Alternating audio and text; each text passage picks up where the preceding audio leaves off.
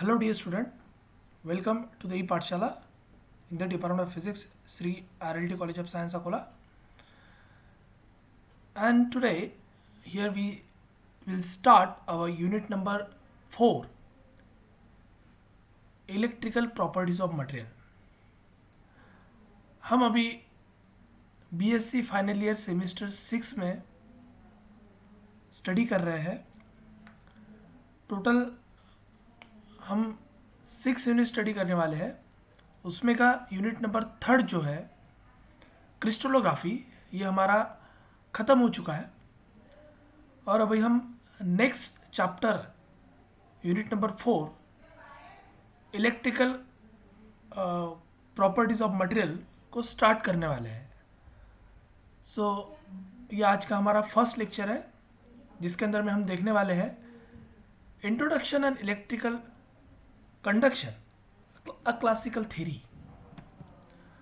So these are the contents of unit number 4, electrical properties of material, in which we will see the topics are given here: introduction, electric conduction, a classical theory, expression for drift velocity, Ohm's law, merit and demerits of classical free electron theory, quantum free electron theory, band theory of solids, Bloch theorem, Kronig-Penney model, EK diagram of Brillouin zone, and finally exercise. So these are the contents of this chapter, and in this lecture, our lecture number first, will start from the introduction and electrical conduction, a classical theory. Okay, so let's start. In our previous standard, we already discussed or studied about the static charges as well as motion charges, the charges in motion. Okay, so static charges means what? The charge which is placed at some point and it is rest, and the study of rest charges is called static electricity. And we know that there is positive charge electric lines of forces originating from this charge, and it is diverged, and in the negative charge is converge. Okay, so we also know that the positive are repelled, same like charges are repelled, unlike charges are attract to each other. Okay, so the study of this rest charge is called static electricity. Okay, we already discussed in our previous standard. And another thing is that when the electric field is applied to the conductor or any type of metal, then this charge start to moving, and the study of this moving charge is called current electricity. Okay, तो ये दो type के हैं, static electricity, current electricity. तो static electricity means ये rest charge का study करना, और करंट इलेक्ट्रिसिटी मीन्स जो करंट इलेक्ट्रॉन फ्लो हो रहा है, मोशन में है, मोशन इलेक्ट्रॉन जब मोशन में है तो उसका स्टडी करना, इसको बोलेंगे हम करंट इलेक्ट्रिसिटी. तो ये चैप्टर में हमको यही देखना है कि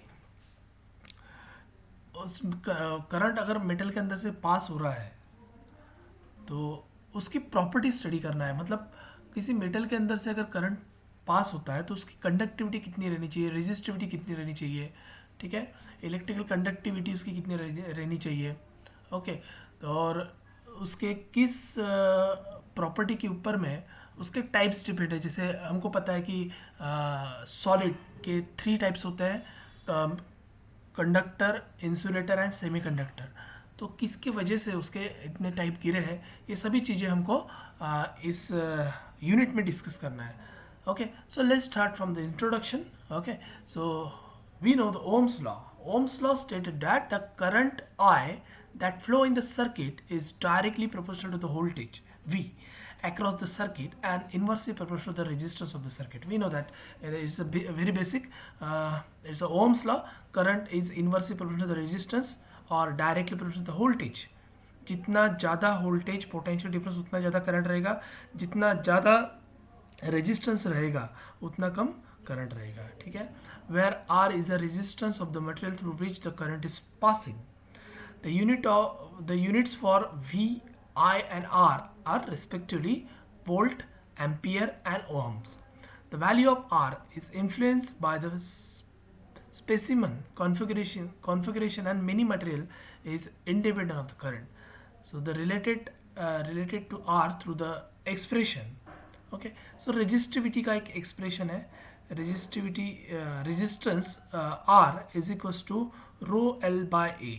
Okay, so resistance is directly proportional to the length of the conductor and inversely proportional to the area of the cross section. ये हमने बेसिक पढ़ा है। तो ये अगर इलेक्ट्रॉन इस कंडक्टर में से पास हो रहे हैं तो इस कंडक्टर का कुछ ना कुछ रेजिस्टेंस रहता है। वो रेजिस्टेंस किसके वजह से रहता है? वो रेजिस्टेंस रूम टेम्परेचर पे रहता है थर्मल वाइब्रेशन की वजह से। जो अंदर इस मेटल के अंदर में जो आयंस है, पॉजिटिवली चार्ज आयंस कोर है, ठीक है, तो एट रूम टेम्परेचर उसको हीट मिलती है और उस टेम्परेचर के ऊपर में उस आयंस का वाइब्रेशन होता है।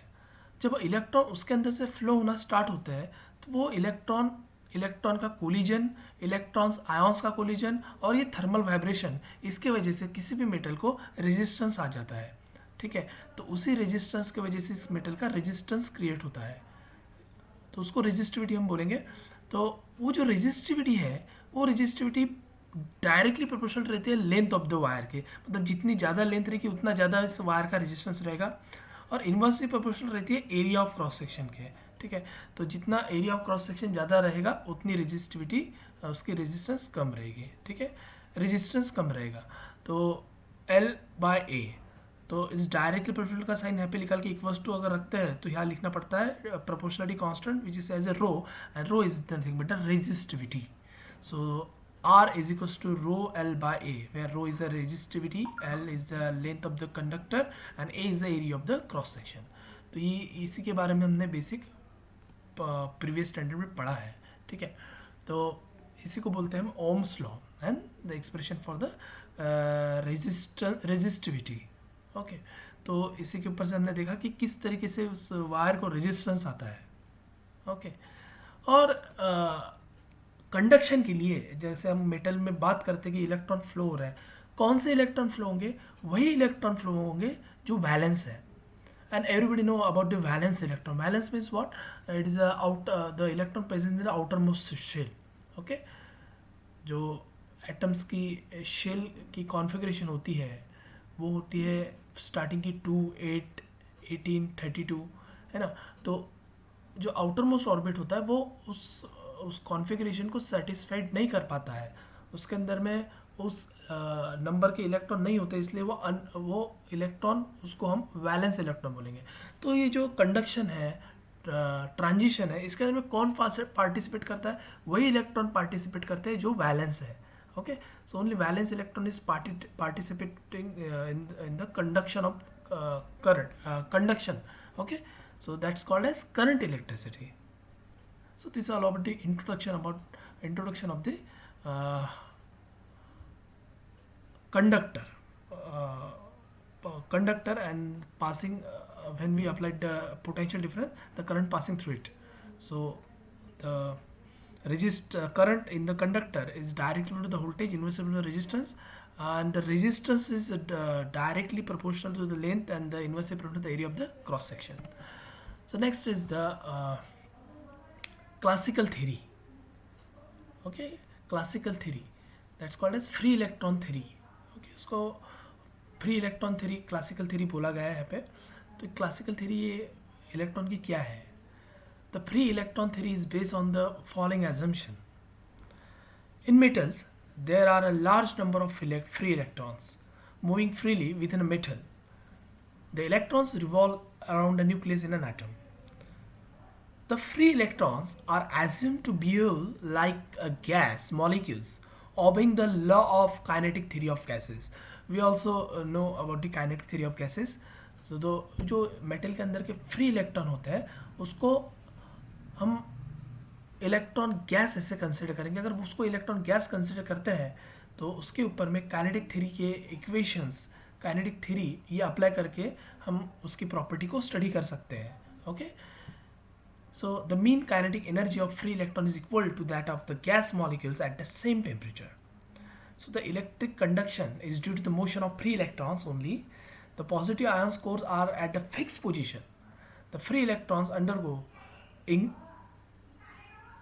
incidence collision with the ions core. Okay,